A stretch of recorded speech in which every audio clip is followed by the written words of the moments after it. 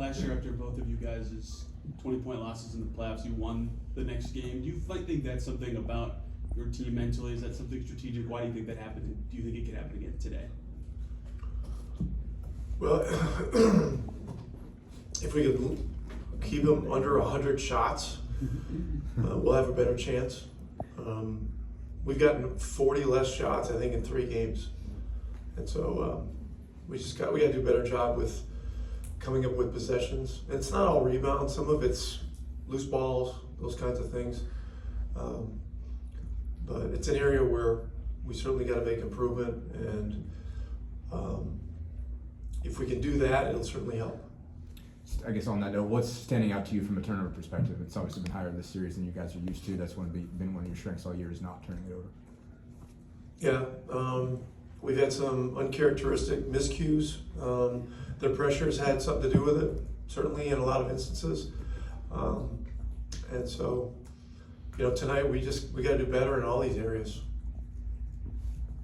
Rick, as somebody who's been doing this for a long time, why do you think there is so little carryover from one playoff game to the next one, like they're completely different games? Yeah, it's good. It's a good question. It's probably somewhat because teams adjust, and when there are adjustments, things look different. And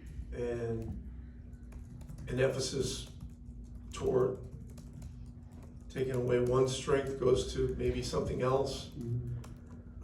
And if there's all of a sudden a bunch of attention paid to a great player, if you commit 2 guys to that player, you could take them from 40 points to down to 20 or something like that, and then that's a story, I guess. But yeah, and that's when you have a young team like we do. We have some younger guys.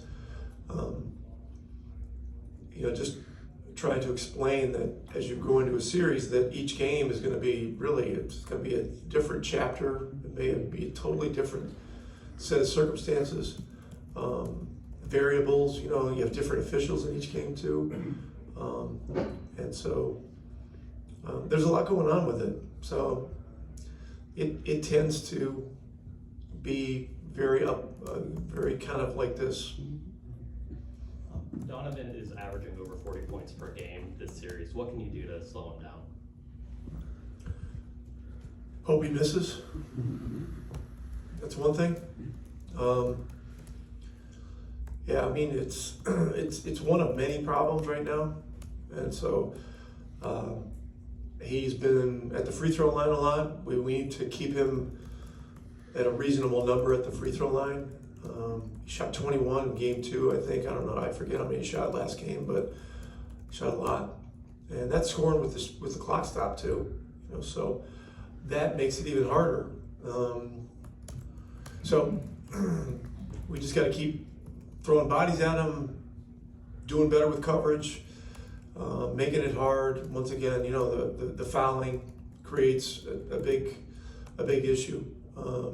For a lot of reasons. They score with the clock stopped. They can set defense. It's a lot of bad things happen. Thanks, guys. Appreciate it.